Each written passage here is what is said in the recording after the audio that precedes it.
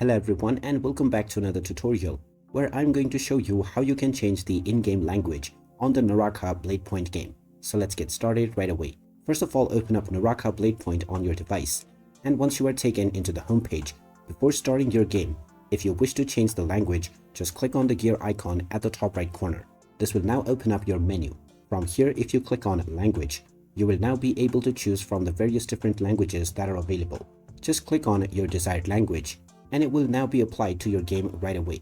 You can now start playing your game with your chosen language, and if at any point of time you wish to change it once again, you can go back to your settings page, and from the third option, you can change your desired language. So there you have it. That is how easy it is to change the in-game language on the Naraka Bladepoint game. If you find this video helpful, don't forget to hit that like button and subscribe to our channel for more useful tips and tutorials. Thanks for watching, and I will see you again in the next one.